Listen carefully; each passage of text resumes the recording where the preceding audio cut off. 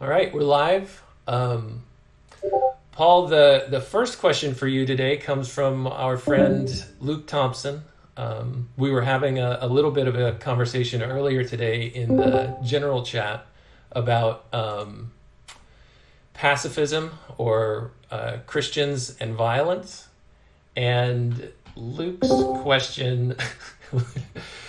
question in true Luke form is, will you commit to talking to Preston Sprinkle about nonviolence and how all this relates to tribalism and wars and the Joker? I think the last part of that was maybe a little bit of a joke, but maybe not. So that's What Luke's question for you. what am I? Some kind of politician? You know, Luke, Luke. Yeah, he is a joker. Um, I'd be happy to talk to Preston about some of those topics. My just a brief view. I don't consider myself a pacifist because, in my opinion, pacifists are making a statement about the state and the sword, and I believe that the state has the obligation to use the sword. Um,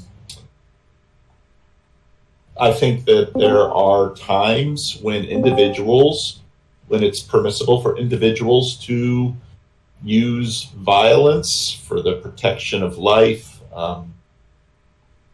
So I'm not a pacifist, but I very much understand the principles of nonviolence and the value of that. So uh, that's will you commit? I'm actually talking to Preston Sprinkle next week, and we're going to be talking about the same-sex marriage videos that I've been making. He sent me a complimentary copy of his book, People to Be Loved, which I thought was excellent. I very much enjoyed it. So, yeah, but I'll talk to Preston Sprinkle all day long about anything. So there you go, Luke, who can't be here. There's his question answered. All right, I think what I'll do there is a question in the chat, but maybe what we'll do is go back and forth between giving people an option to ask one by voice, and then I'll jump into the question in the chat if that sounds okay to everybody. So does anybody have a question they want to offer by voice?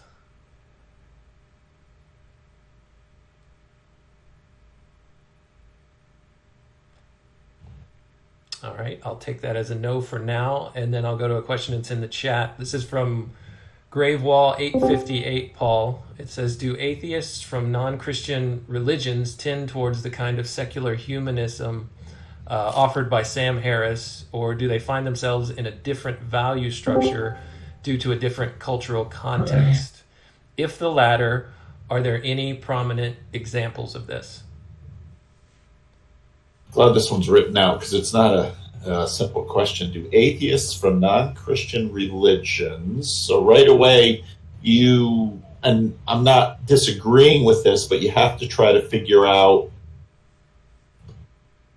non-Christian religious atheists. Well, I suppose some Buddhists. See, it's so difficult to figure out the relationship between religion and the idea of God. So, okay, so do atheists from non-Christian religions tend towards the kind of secular humanism proffered by Sam Harris? Do they find themselves in different values, in a different value structure due to the different cultural context? You know, when I look at the work of Tom Holland and his assertion, I think it is, and many other people in the world share this opinion, that it's very difficult to understand. Yeah, Battle City's got a kind of a noisy mic there. It's very difficult to choice of Discord. I muted him. it's very difficult to understand things in the West that are not Christian. Christianity has been so pervasive that even for someone who is overtly attempting to be an atheist, the impact of Christianity is so profound that it's difficult for them to sort of figure out what that means. And it's easier for people from other cultures that have not passed through the Christendom or even Islam, because there's so much that's shared between the three major Abrahamic religions. So if you look to the East, but then again, as Tom Holland noted, that secularism pervaded those cultures. And so you really have to look at cultures that are animistic and have not been integrated into global, basically the post-Columbian global system, to run a thought experiment about non-Christian religions and perspectives. And I'm quite convinced Ross Douthat made a comment like this in a video where he said, part of what I think happened in the 20th century was the Nazis were really trying hard to apply social Darwinian thought to culture, and in a Nietzschean way strip the culture of Christianity. And the experience of the West and Sam Harris obviously would agree with this, the experience of the West was, horrified. And just read history of the pagan world. I mean, this was Tom Holland's experience as a historian. He, of course, loved that period, but as, without knowing it very deeply, he saw it through the eyes of Romanticism and the Renaissance and all of these ways that our perspective of the ancient world is shaped by Christianity. And the more he read historically, the clearer he saw that world, the more he began to appreciate the kinds of changes that Christianity made in that world. So I haven't even gotten to answer the question yet. I feel like Jordan Peterson in this question and answer gives a long thing even before he can answer the question. So do atheists from non-Christian religions tend towards the kind of secular humanism proffered by Sam Harris? I think atheists significantly downstream of Christendom very much tends toward the secular humanism, because Christianity has so deeply pervaded our moral imaginary that we find it nearly impossible to think outside of colonization that Christianity produced. Do they find themselves in different value structure due to a different cultural context? Yes. If the latter, are there any prominent examples of this? Well, I think the Nazis tried. I think that, even if you look at Japan,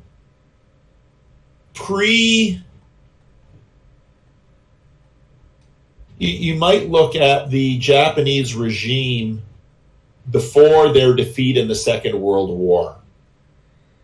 When you look at Hardcore History, before he kind of paused his channel, was working on basically the rise, basically Japan going into World War II.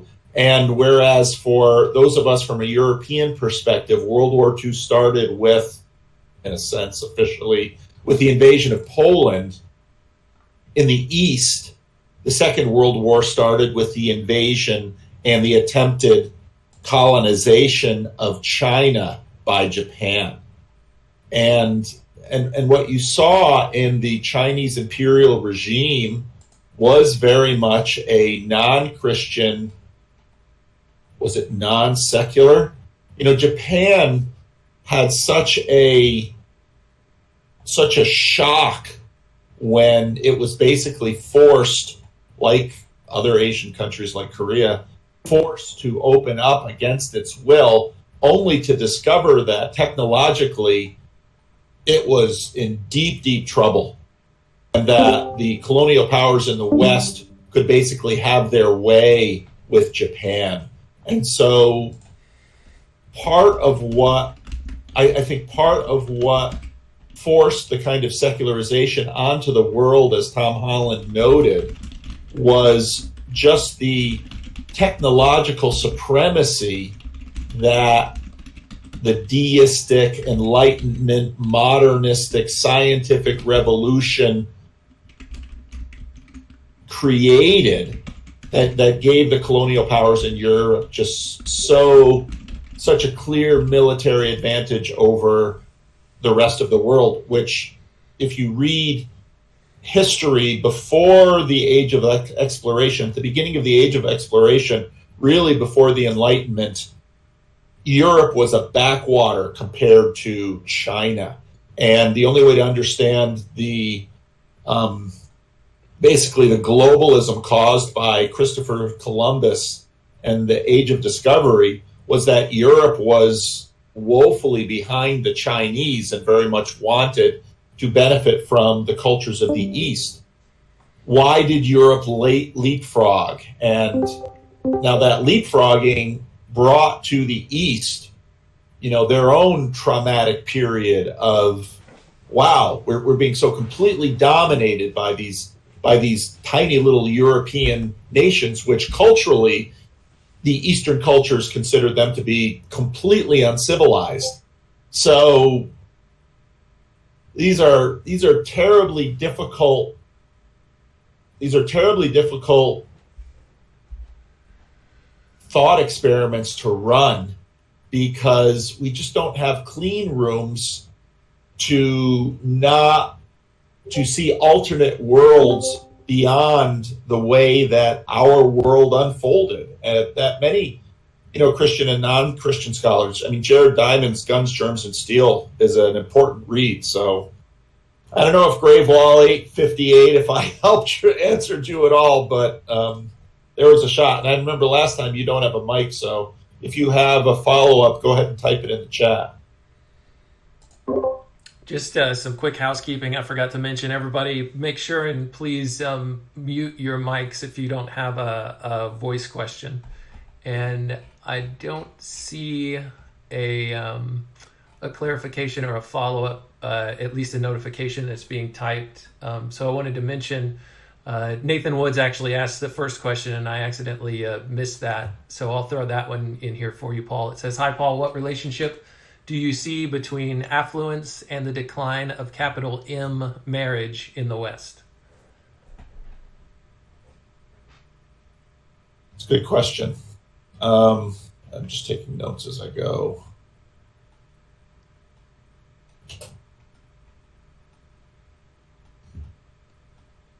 When I look ahead to marriage in the West right now, the two groups for whom marriage will continue to be a valued and practiced institution are the religious and the wealthy.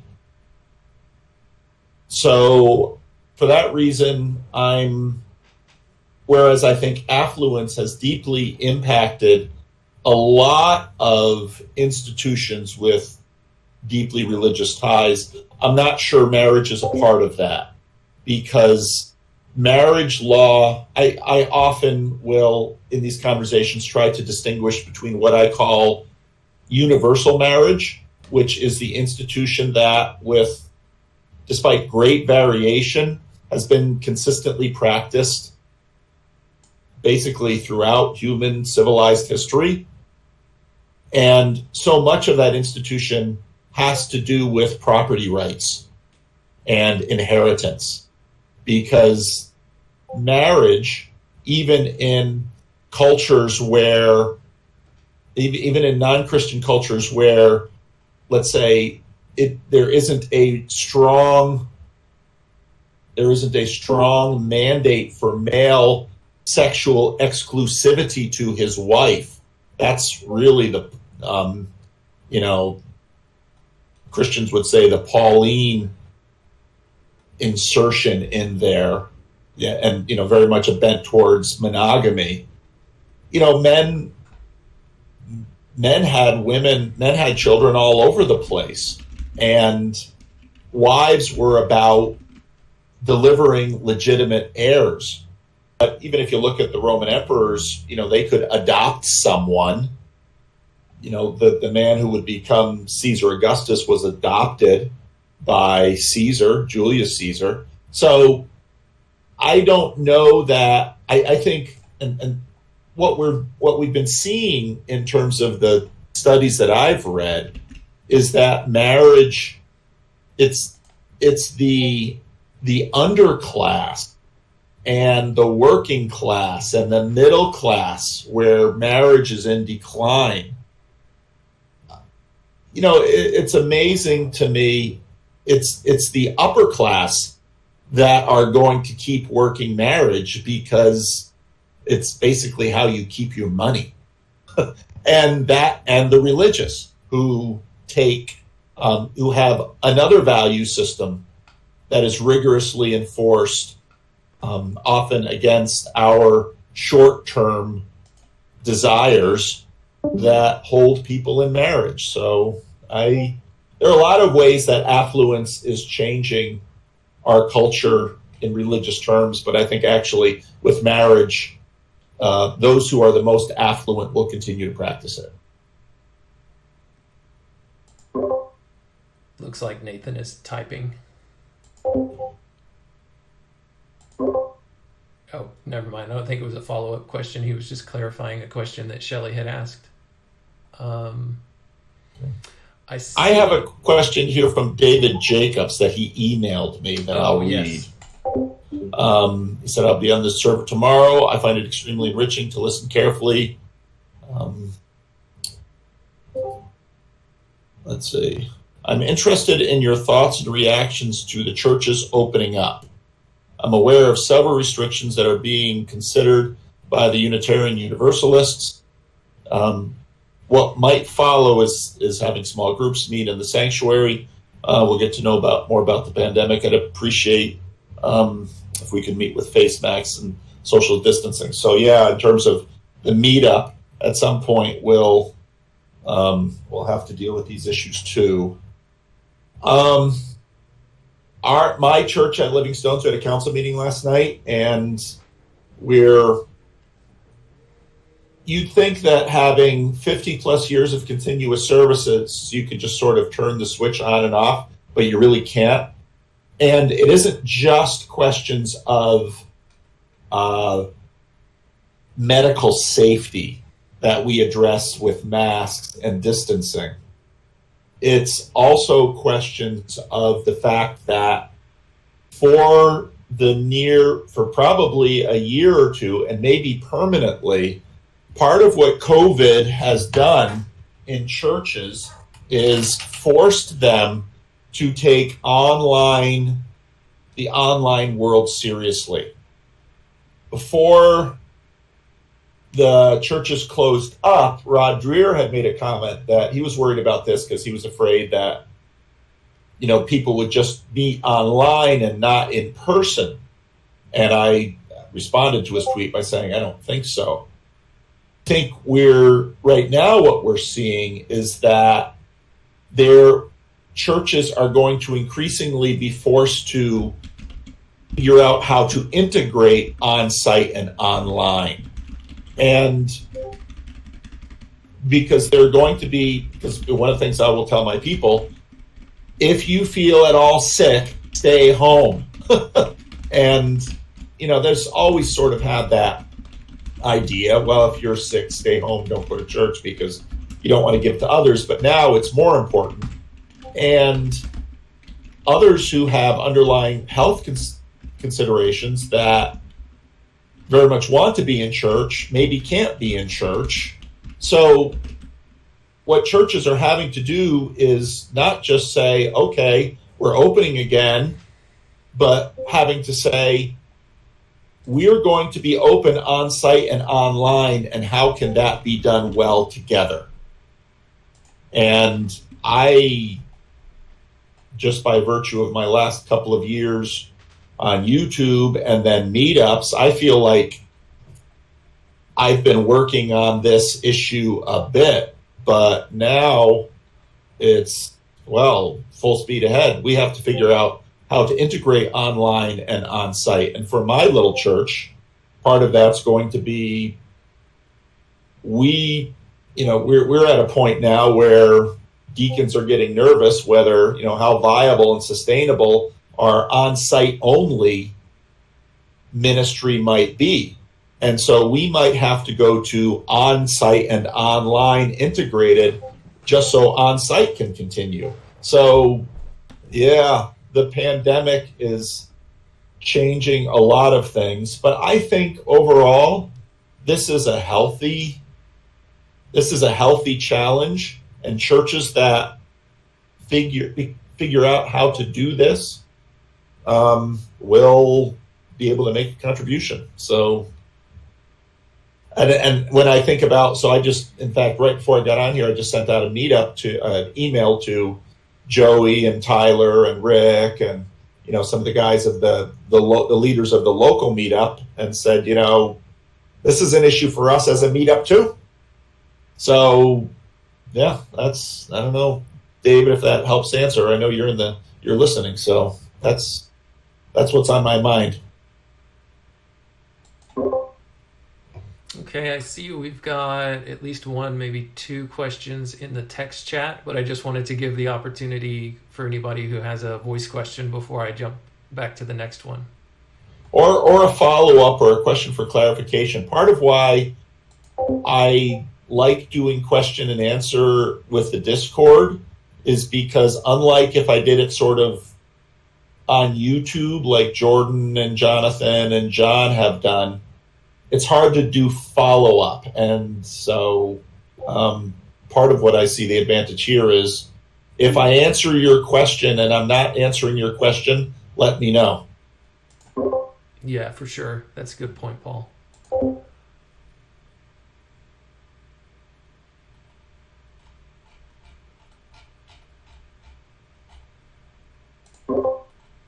Okay, the next question that I see is from Mercury.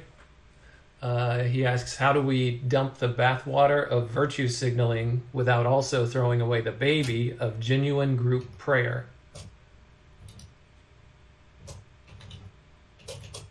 I'm writing down your question.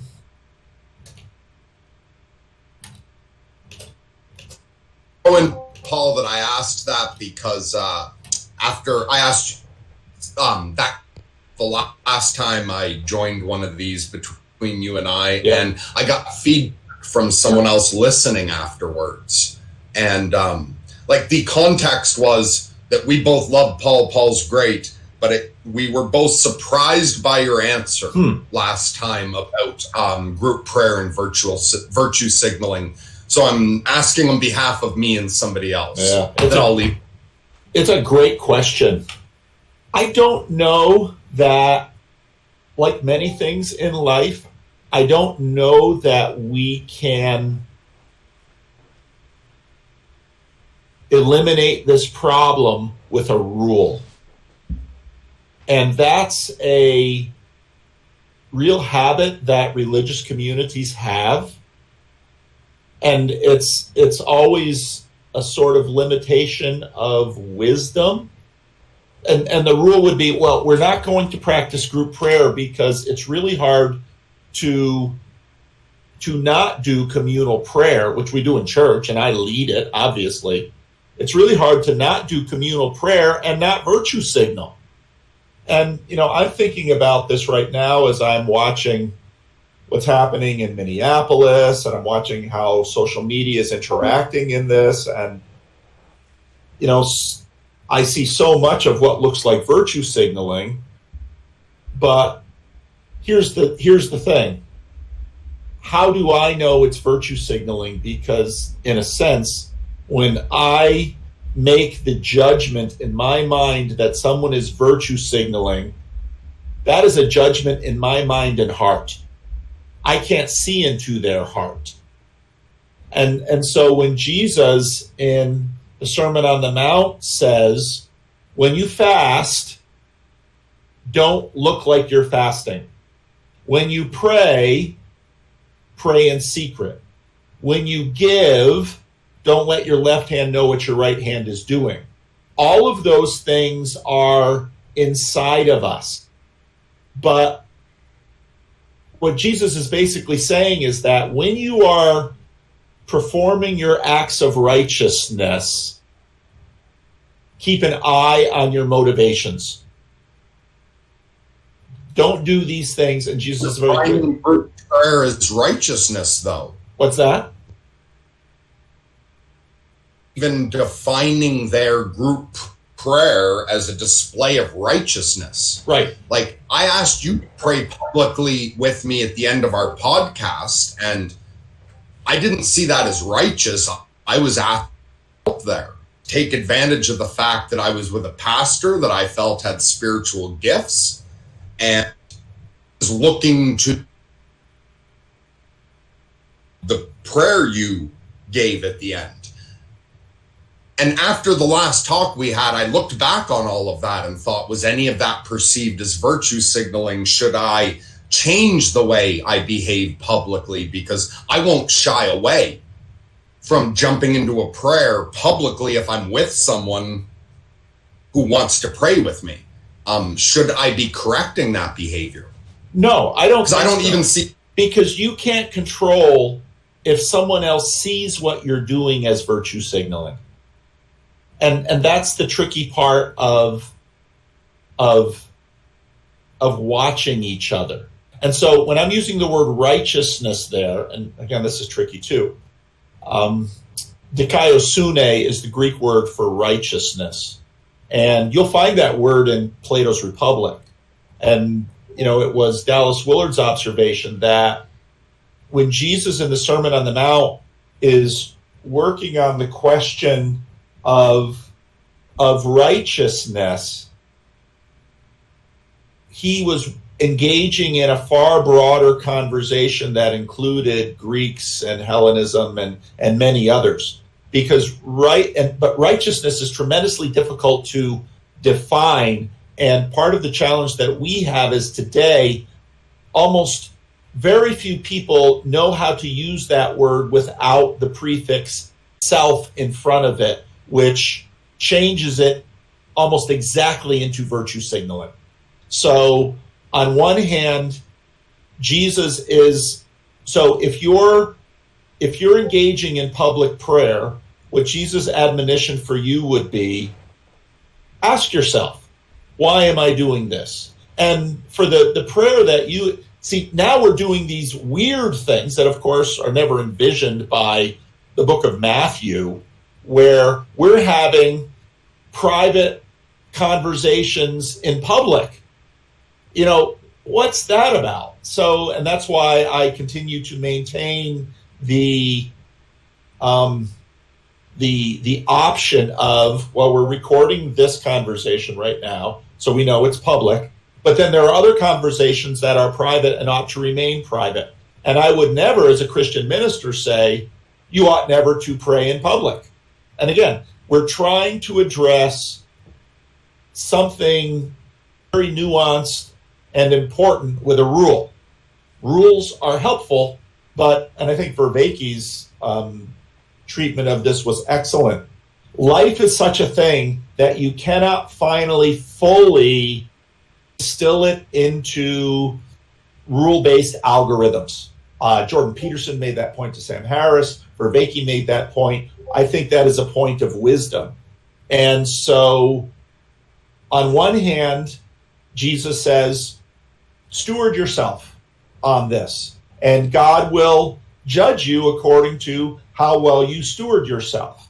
However, other people will charge you with virtue signaling and might interpret what you're doing as virtue signaling, That's probably going to happen. But finally, as a Christian, I would say you are responsible to an audience of one. And that's one of the messages in Jesus' Sermon on the Mount, that he says, finally, the world is going to have lots of opinions about what you think and what you do and what you say. And you have to take responsibility for those things and steward yourself in the light of the culture and the community and what's going on. But you are not responsible for the judgments that other people lay on you. Each of us who make judgments are responsible for our own judgments. And that, again, is something that really gets lost in the melee of social media today.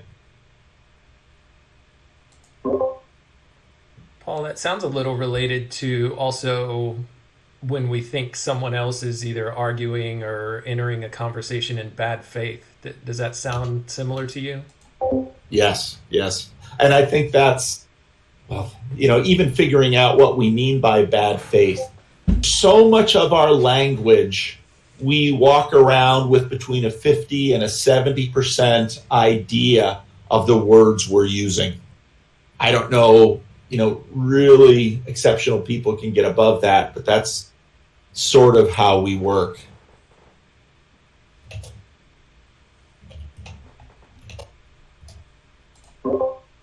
Thanks for the question, Mercury. Let's see. I see a couple more questions in the chat, but again, just want to offer an opportunity if anybody has a voice question first.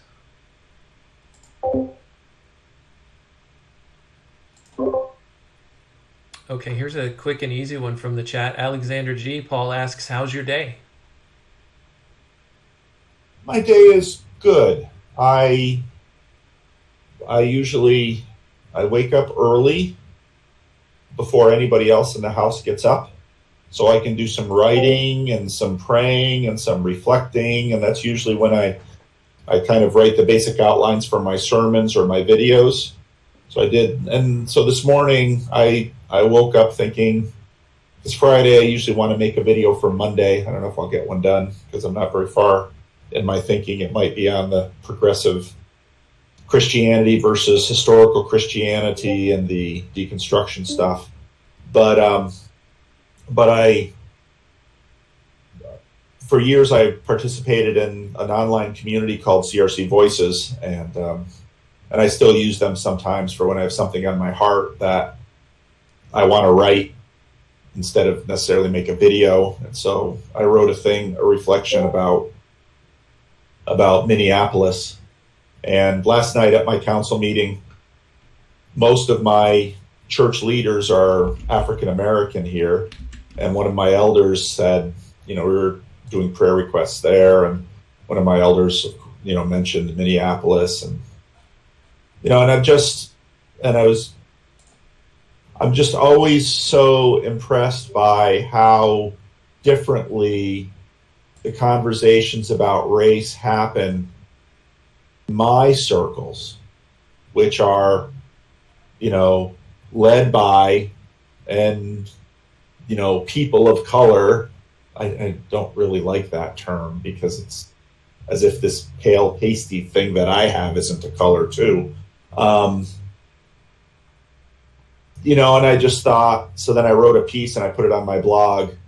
And I thought about the last question that Nick had asked me in the Vervaeke question and answer. And I thought about the fights. I asked once, there was a Christian Reformed elder who was a member of the state house in Minnesota. And I asked him once, I said, what's your take on church fights versus political fights? He said, I'd much rather be in a political fight because church fights just wound so deeply. And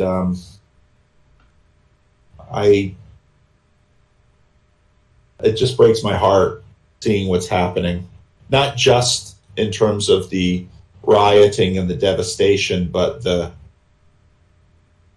quality of the online conversation and contribution. The only way we're finally going to deal with racism, which I'm a Calvinist, which means I'm a racist. I'm a bigot. I'm a homophobe. You know, any kind of sin that you see common among man is in me, and it's in me in ways that I can't root out. And you know, by the grace of God, you know, I'm going to have to make my journey through this world as a sinner, which means I get lots wrong. It's always so easy to see the sin in somebody else. It's so hard to see the sin in ourselves. Jesus made that point. And it just breaks my heart to see, you know, so many good things happen in race relations in the middle of the 20th century. And in my opinion, so much has stalled since the 1970s. And so much of the people who imagine themselves leaders in these conversations don't know that they're helping, because I don't know that we're seeing progress. So, but other than that, I'm having a good day. And this is always fun. I enjoy this. So thanks for the question. 10 out of 10 answer. Who would ask again? What's that? 10 out of 10 answer. Would ask again. Oh, okay. Paul, I have a question kind of related to that. So I was thinking when I read your blog post this morning, the thought entered my mind. How much do you think that this COVID lockdown, everybody, you know, stuck in their homes, can't, you know, exercise their personal freedom in a way that they're used to, is related to the situation in Minneapolis? Like, I'm just wondering if it would be as violent and as out of control if it wasn't for that, you know, that being locked up in your home for 2 months beforehand. Like, I'm just wondering, do you see a connection there? I'm sure it's a factor. So with the very long video I made this week on Brett Weinstein and metaphorical truth, one of my big complaints about the supposed rational approach that I see, it's a very modernist rationalist approach that I see Sam Harris and others promote, is the univariability of the worldview, or it's the univariability. And I think Peterson was really good on this. That is racism a part of this? Absolutely. Is class a part of this? Absolutely. Thomas Chatterton Williams on Twitter this morning had a tweet that basically said, you know, in all the looting video I see coming out of Minneapolis, there's a lot of white people in there looting too. And, you know, part of whenever there's a riot like this, and Peterson has said this well too, and part of it is just there's a certain population of people that, is there a riot? I don't care what it's for. You know, I'm down. They just, you know, and it's usually young men, you know, in some ways a byproduct of testosterone, probably a byproduct of fatherlessness, a byproduct of, you know, there's, and again, Vervaeke stuff is really helpful in this. When you begin to look at causes for something like this, you very quickly have combinatorial explosion for every single individual that is participating and every single individual that is commenting. So the fact that this comes on the heat of COVID, yeah. I remember, that movie, what was it? It came out in the 80s. It was a Spike Lee movie, Long Hot Summer. You know, New York City, blackouts, looting. There's lots of variables. And, you know, there's lots of variables on the police side of that picture too. You know, who is this cop? Was there, almost any interchange between human beings? It goes back to Mercury's question about virtue signaling as well. What do we see as virtuous, and what about what that other person is doing annoys me? And sometimes people who are actually very virtuous can't help but show the world that way. And people hate them for it. So no, that's all these things are multivariable, and so in that way, in some ways, saying this is only about racism sort of follows the script of the rationalist imaginary that says, I can step back from the world, see it from nowhere, understand what is really going on, apply a rational solution, and achieve the outcome, the sometimes utopian outcome I imagine to be good. I look at that and say, I don't buy it for a minute. Thank you. I don't either. Life is too complex. It just is. All right, Paul, the next question in the chat is from Ike. Would love to hear what Pastor Paul thinks about Nietzsche's concept of slave morality, that the weak will recast their weakness as strength or virtuous humility, but only as a fig leaf to cover self-congratulation or to subvert the powerful so that the slaves themselves can become the powerful. This has obvious connections to the Beatitudes of the Sermon on the Mount. Yeah, that's a great question. Here's the thing about human beings. We're really good at finding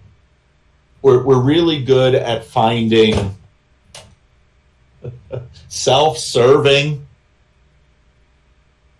justifications for self-serving and that virtue-looking justifications for getting our way. So the fact that once you popularize and democratize a moral advantage for the weak, well, heck yeah. Now, Nietzsche takes it a step further with his own assertion, and I think this is where it sort of links up with social Darwinism, and looks at nature and says, see, that's anti-evolutionary. That's unnatural. And he's got a point. And this is part of the reason why I believe in revelation. And I believe that the life of Jesus Christ was revelation. And I believe that the care for the weak as such, there's almost nothing you can find in Jesus' teaching that you can't find in the Hebrew scriptures. I know that will make Jacob really happy to hear me say that. But people who have done extensive analysis of Jesus' words have noted again and again how often he is taking things from the old covenant and putting them forward in a dramatic and powerful way. And so Nietzsche's observation is a really telling one if you're seeing the world through Darwin's lens. Hang on a second, I got someone at the door and I don't have anybody to answer the door here.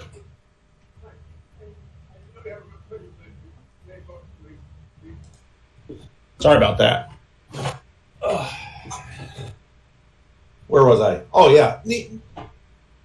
So here's the thing. If you see, and I'm not even sure you can really follow Nietzsche, or at least this take on Nietzsche, all the way from just looking at nature, because every mother gives birth at the risk of her life. Every good father gives to his children at the cost of his time and property. And so there is a virtuous cycle that you can see in nature as well. But the nature is full of weakness that is precious and necessary for nature to endure. So I don't know if that answers the question well. So it's a good question. Maybe what we're going to have to do is create a special little hashtag room here just for questions, so that it's probably hard for Jeff to be finding them. It's not that bad because nobody's overwhelming the chat with questions, but yeah, that's probably not a bad idea if people start flooding. Yeah. Did that answer your question? I don't remember who asked it. That was Ike. Did that answer your question, Ike?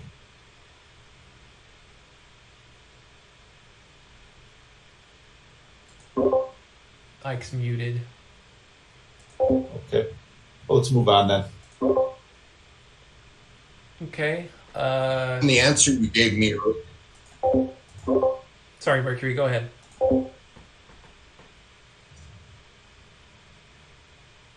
You gave me earlier, and I was just wondering if this short phrase is catching what you were saying, or if I'm off. To try to put it really simply, was your point, could it be worded simply just as, when it comes to virtue signal, just focus on being virtuous and don't worry about the signals? Yeah. Like, am I off there? No, and I think Jesus would make a second thing that would be, yes, focus on being virtuous, don't worry about the signal, but take care of this, because when Jesus says you've already received your reward if you're doing this to be seen by men and women, he's making the point that true virtue is finally selfless and humble in the way that God is. And so when you do this as God does, so here's a question. Was Jesus virtue signaling when he was being crucified? And when he prayed aloud, Father, forgive them, for they know not what they're doing. Was Jesus virtue signaling? And so you're right there in the crux of the question, where you cannot take the ability of others to pass judgment on you away from them. The best you can do is steward yourself and steward your judgments. Made me think, like, isn't becoming a pastor or a priest dramatically virtue signaling in and of itself? Yeah, that's why we're so prone to hypocrisy. That's why every time I have to stand up and preach, here I'm telling people to do things that I'm failing at. And one way to soothe a conscience is to not care about that anymore. So that's fraught.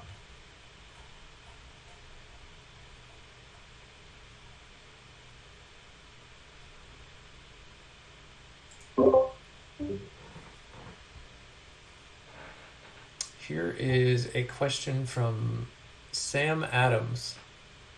Much of the IDW-related truce between Christians and atheists seemed related to the shared enemy of wokeness. If wokeness goes into decline, will this alliance fray? Okay, I just found the question here.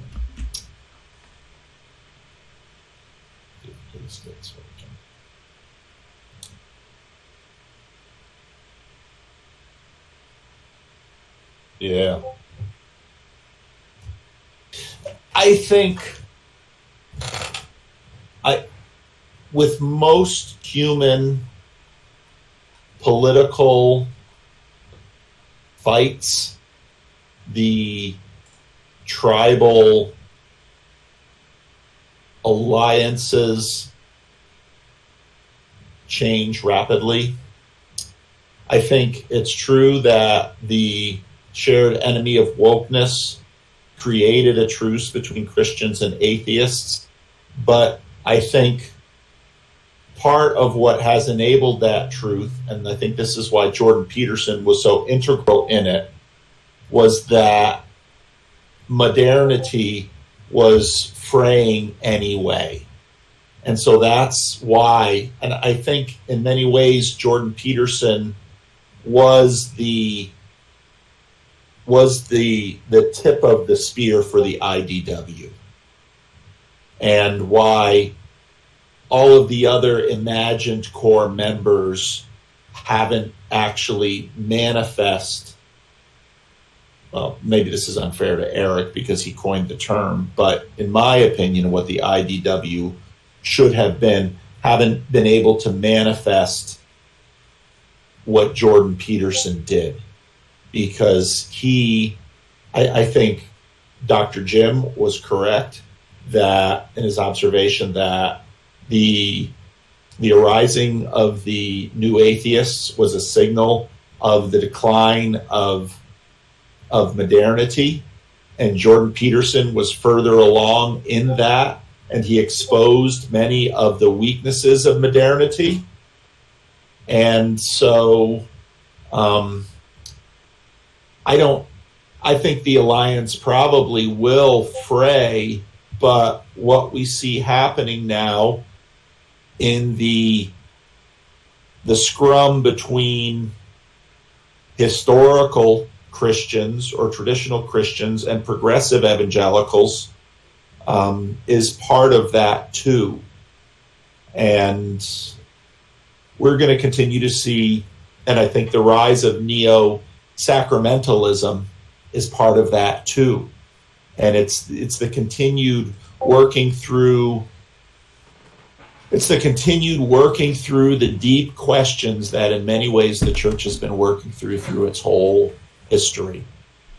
And I think this can map onto some of the Barfield history of evolution of consciousness ideas, through different lenses or different ways into seeing the issues. So I don't know. I don't, if COVID sort of, things are changing so fast. A month ago, people were asking, is COVID going to sort of kill wokeness? Well, the fires of Minneapolis seem to be stoking wokeness again. So these things are big and enduring, and so most of them don't simply completely disappear. They might manifest for a while and then subside, but because the issues are deep within the cultural imaginary, they're not fully going away.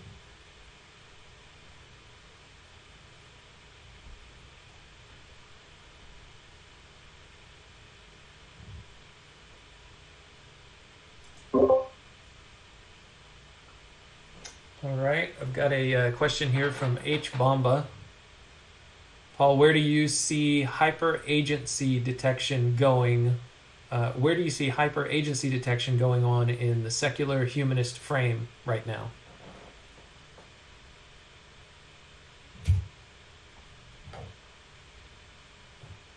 Well, Neil Shenvi, who's on Twitter the other day, said, someone talking about me somewhere? Why are your ears itching? I talk about you a lot. Neil Shenvi made the observation that in some ways wokeness is a conspiracy theory. And so I don't think I think wokeness is a terrific example of a principality. And many, I thought I heard James Lindsay say this in my conversation with him. When I followed up with him a little bit later, he sort of backtracked on it. But my understanding of what happened in New Atheism is they got split between New Atheism and then Atheism Plus. And that plus was basically wokeness. And so part of the reason you have this strange alliance between, why Peter Boghossian is willing to do an event with me is, Peter Boghossian is sort of the classic new atheists who didn't take the plus route. see all the plus people and say, hey, that's a new religion over there. Oh yeah, they're seeing agency in the patriarchy and white supremacy and Christian nationalism. And so on one hand, yeah, there's agency there. And I think the Apostle Paul would call it a principality and a power. But that's part of the reason that you're not going to say persons, the modernist move that says only persons we will recognize are human beings. I don't think you can live in a world like that. It's not going to work.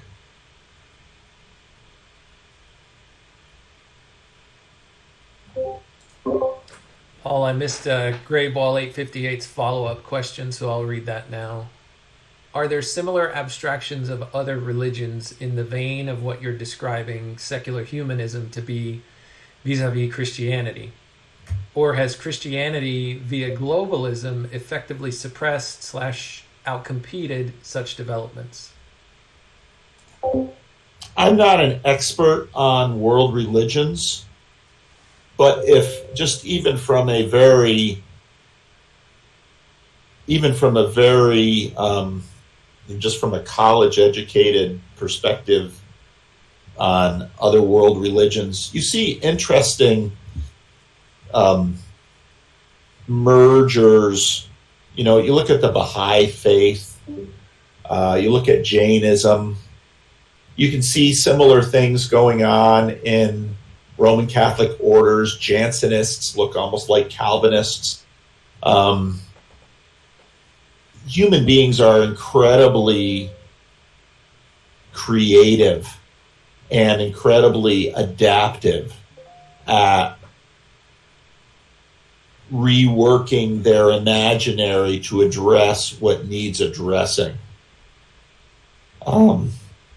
I think secularism, by virtue of the power, you know, I really like when I was talking to Lars, you know, we talked about Odin taking out one eye in order to gain knowledge and sort of mapping that onto the manifest versus the scientific image. Yeah, you cover up. I mean, science is essentially covering up the manifest image eye and seeing the world through that and finding astounding power and capacity through that move. Secularism is akin to that. And so there's a reason that whereas many other cultures that had significant commitments to historical large world faiths, which weren't seen as religions because it was just seen as the way things were. The reason secularism just went through like a sigh underneath and cut them out. And now suddenly there's Judaism and Hinduism and Buddhism and Shinto and on and on and on and on and on. I mean, when you begin to see that move, and I think Tom Holland, I didn't see it until Tom Holland talked about it. When you begin to see that move, you begin to appreciate the astounding power of Christianity to, whether or not people realize it, to fundamentally change the terms in which human beings live. And that happened through Western secularism and continues to happen. But I think on top of it, you're not, because secularism is kind of a patch over one eye, the accommodations that will be made and adjustments of the manifest image have to follow as well. And so in many ways, the progressive versus historical Christian debate that I might talk about in a video this afternoon, it's a function of secularism undercutting Christianity itself in some ways. And that's just another echo of the modernist fundamentalist debates of the 19th and early 20th century. So I don't, and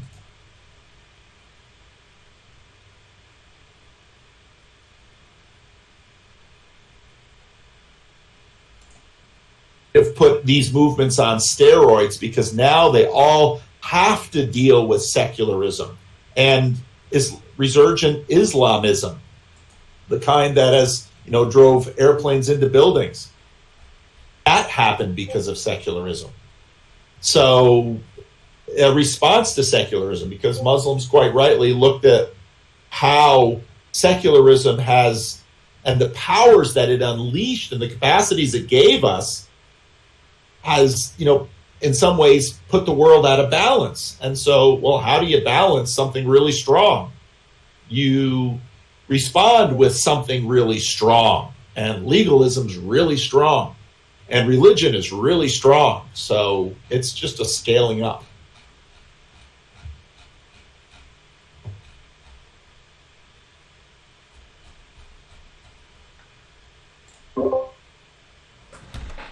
Sorry, I'm scrolling through. There is another one in here. I just need to get back to it. There's at least one. Here we go. From Gomer Day. Hello, Pastor. Hope you and your family are well. Question or more of advice that I'm looking for. I have a friend of mine who's a pastor thinking about starting up a Jordan Peterson meetup, and since Jordan Peterson has been out of public discourse for a while, is it a good time to use Jordan's name for a meetup, or should we start something else? Thanks for your time and all that you do through your YouTube channel. Right before the pandemic, we had this conversation at our meetup, and Joey, when he first said it, I didn't understand what he meant, but after a bit, I understood it. That's a good idea. He said we should rename our meetup a Jordan Peterson style meetup, because that made me ask the question, what on earth is Jordan Peterson style? I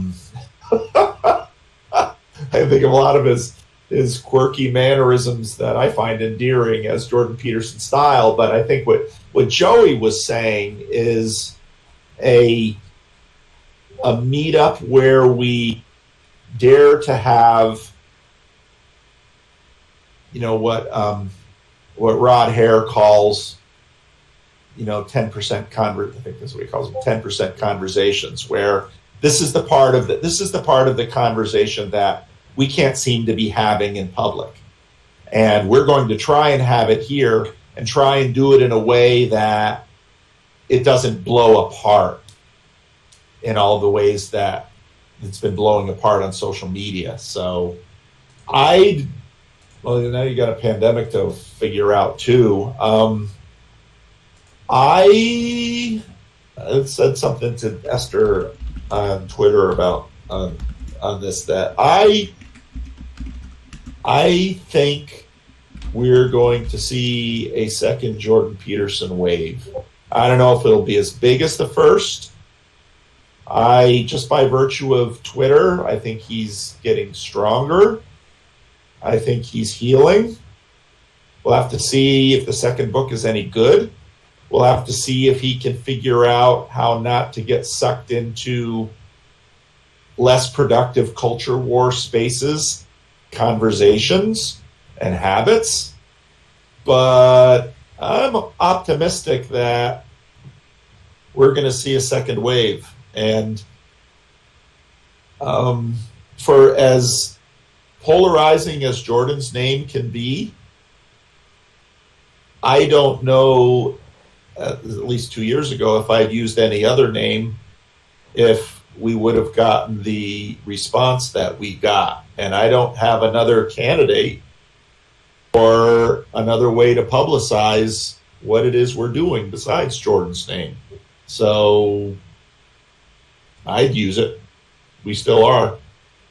And it's complicated, but because the hit job done on Jordan's reputation by the left and by the media of the left, that had significant, that was significant, and I bump into it regularly. There are certain people that when I attempt to approach them, because I've seen some things in how they've conducted themselves, or I see where they sort of line up, and I want to do a conversation with them.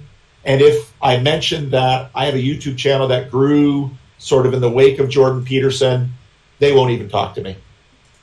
They don't want to talk to me publicly. And so that's real. So I notice it. And I know that I'm sure I've lost status among certain colleagues of mine in the Christian Reformed Church because of I'm Jordan Peterson adjacent, but sometimes you got to do what you got to do. So, and sometimes there's integrity in doing what you know will not necessarily be welcome, but you think is right. So do what is meaningful and not what's expedient. So yeah, if that's you could do a Jordan Peterson style meetup. Figure out how to do it. But every zip code is different, so figure out what works. On that note, everyone. Welcome, Joe. Yeah. I've wondered for a while if I should write like a long blog post where I detail the last 2 years and how crazy that's been. Then I ran into Peterson who says, well, you should speak the truth and don't lie, but you should also be careful who you share good news with, careful in who you share bad news with, because, well, in my fields of work and even how Peterson's seen and even how people adjacent to religion are seen, I don't know, I'd be kind of wondering as soon as I open that box, then, well, I can't close it anymore. Yeah.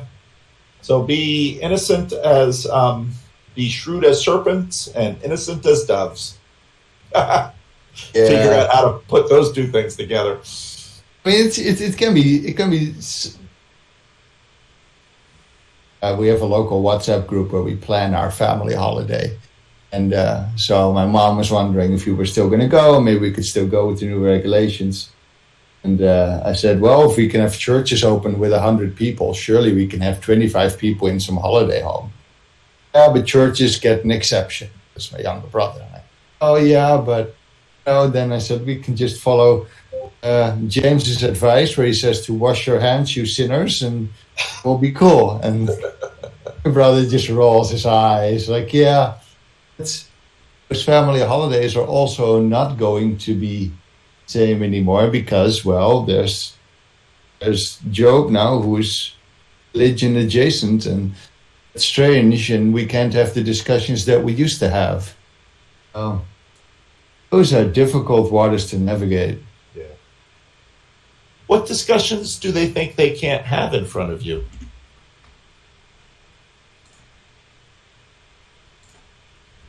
I mean, I have this all the time as a pastor. Oh, well, I can't talk this way in front of a pastor. Why? Because somehow you're talking in front of God in a special way that I'm a Protestant. I think they would wonder that I come from a certain frame. And yeah, I don't know. Also, I'm horrible at explaining myself. Oh no, Sherry, they can't find out about this Discord. I live a double life, basically. Oh, if people who know me would find out about this place, it'd be the worst. Yeah, I rooted it. I'm terrified of the day when my carefully managed double life falls apart. Like, oh, so Job is really religious. Oh yeah, that's weird. Oh yeah. My conversation with Dennis, we got into this question of closets, and Dennis is, when does Dennis come out of the closet? It's the Christian closet. Hey, right? Oh, I'm looking forward to seeing that convo. Yeah. Right. Yeah. These are weird things, because on the one part, I haven't been. I've never been better than this, and I think that goes for a lot of people on this Discord. You kind of really want to talk about that. And on the other hand, Oh no! Oh my God! Off died. What? Oh gee. Pets in general.